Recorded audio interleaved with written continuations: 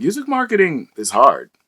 And in this video, I'm going to talk about why that is and hopefully encourage you to keep going.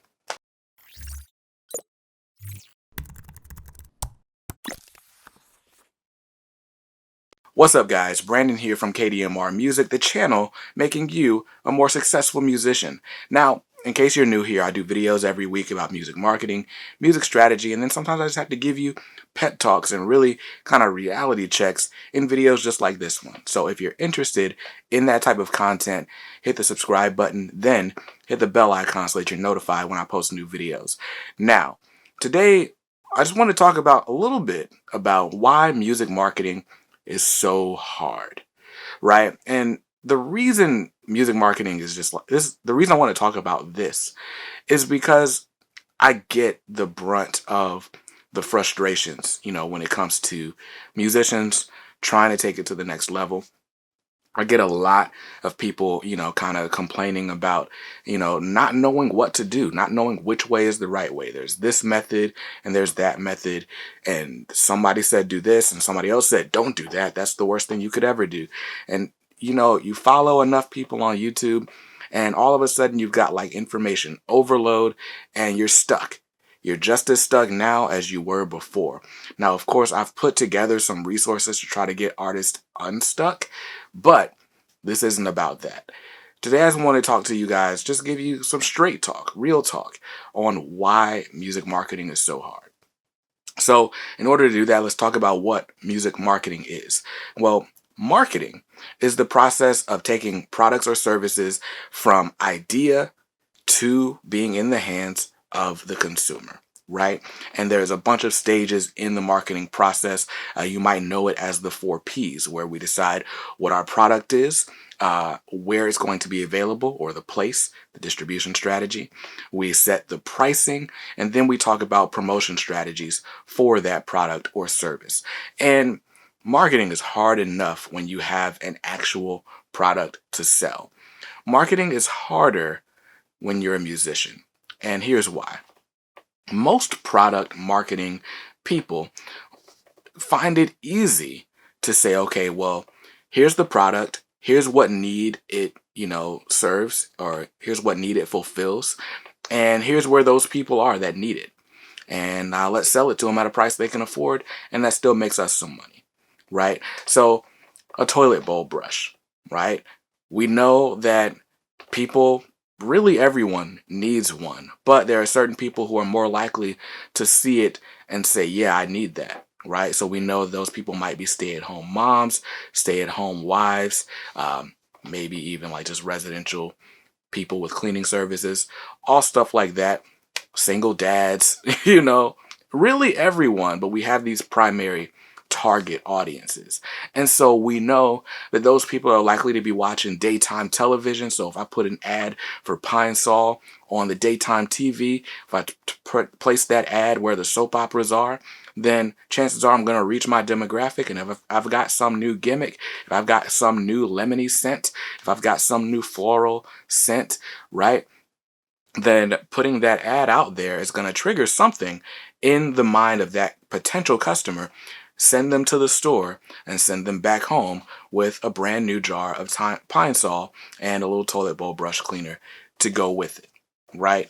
And so marketing can be simple because really what marketing is matching up products and services with the people that need them.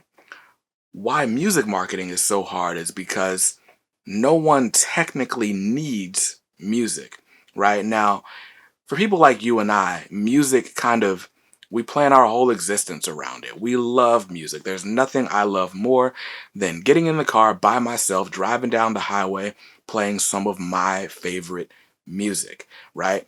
I've got these big speakers behind me. I love coming home, playing some records. I love all of it. But to the average person, music is really more of like a background thing, right? Unless it's like a diehard fan, most people listen to music because it's recommended to them, because it comes on the radio, because it's popular, because other people say it's good. And when that's the case, the question becomes, well, how in the world do I capture that person? right? How do I capture someone who is only casually listening to music in the first place? And that's where some of the most ridiculous practices come from, right? Where you got people on Facebook, spamming people and putting their links on Twitter every 5 minutes and putting their links on TikTok every 5 minutes and like all these sorts of things. You see these things happening, right? But the reason it's difficult to market your music is because music is not a needs-based product. Music can be considered a luxury item in some cases, but in all cases, it's an emotional item. We don't listen to music because it fulfills a need for us, right? If I'm hungry, I don't go play a CD, right? If I'm thirsty, I don't go play a CD. If I need to get warm, I don't play a CD, right? So all the things on the Maslow's basic hierarchy of needs, food, water, shelter, those three things, music doesn't change, right? But what music does help with is maybe that need for acceptance, right? Maybe the need to belong, right? Because if your music is the soundtrack of a generation, if your music is the soundtrack of a certain type of people, then now people need your music in order to be accepted in certain social circles, right? So then the question isn't necessarily, well, how do I reach these people? The question is, how do I get my music associated with the things that people are likely to respond to? And that's where we get really cool things like sync licensing and having your music played in movies and things like that, right? Having your music played at the sports, the local team's sports center, right? So for example, I live in North Carolina. Our hockey team is the Carolina Hurricanes, and just recently, like as of I think 2 years ago, the official song whenever the Carolina Hurricanes score a goal is the infamous "Raise Up" by Petey Pablo, right? And so, but you've seen the same thing happen with Pittsburgh and Wiz Khalifa's "Black and Yellow," right? It's like certain things like that. Can you make your song associated with more than just the song? Can we make the song stand out as part of a movement, as part of something that people have an emotional attachment to, right? When I think about the Chicago Bulls, I think about that entrance music. The dun, dun, dun, dun, dun, dun. I don't know what it's called, but I know the song is the Chicago Bulls song, right? Who knows? That song could have it could have existed long before the Chicago Bulls ever decided to run out to that music, right? So when we're talking about music marketing, the reason music marketing is so difficult is because music is not an easy product to sell. Music is not something that we can say, okay, this song is going to be good with people like this, right? There's no specific format. You can't look at someone and tell what types of music they listen to. Now, on the other side of that, music marketing can be simpler because we have tools that measure what people like. So, for example, the Facebook Audience Insights tool. If my music sounds like J. Cole or Kendrick Lamar or Nine Inch Nails or Marilyn Manson, I can choose any of those options and put them into the Facebook Audience Insights tool and learn more about the people that like that type of music, right? So, music is difficult because if you're not thinking about it up front, if you're not really taking like a holistic approach to it, you can be stuck on what the best ways to promote it are. But music marketing is not impossible. If we back up, take a bird's eye view of our music, if we can look at our music objectively and say, hey, what does this music sound like? Okay, what artist does this music sound like? Well, what artists do people who like this artist, what other artists do they like? What clothing brands do they like? How do they dress? How do they walk? How do they talk? Right? What shows do they watch on TV? Once we start looking at the bigger picture, that is when music marketing becomes a little bit easier to us. When we can build profiles not just based on someone's age or their location, but we can build profiles based on their mindset, their likes, their dislikes, how long they stay up watching TV, what TV shows they like, what they don't like, what types of movies they watch, right? Then, and only then, does music marketing become a little bit simpler and easier for you to manage. right?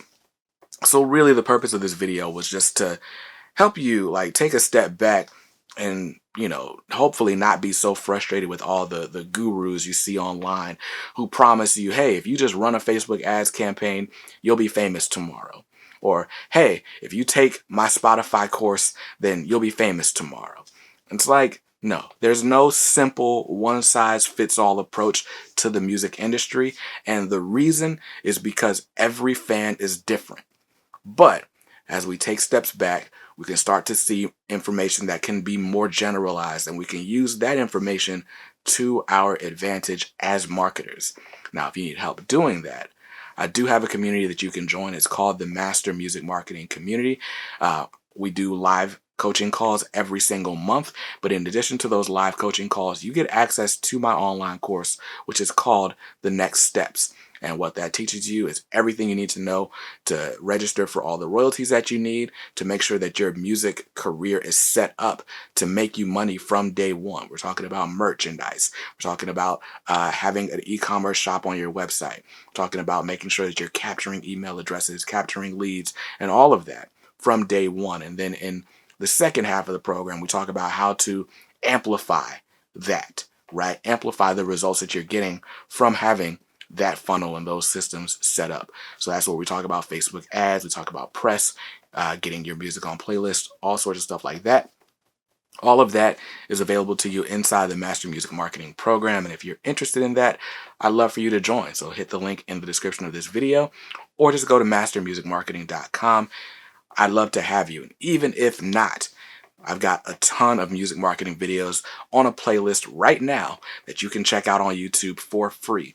So check them out. If you want to learn more about music marketing, if you have a question, a specific question you want me to answer on the channel, there's a link in the description of this video that you can click to request that custom video. And I'll see you in another one very soon. I hope this video was helpful. But until next time, be safe, be well, keep dreaming, and work hard to make those music business dreams your reality.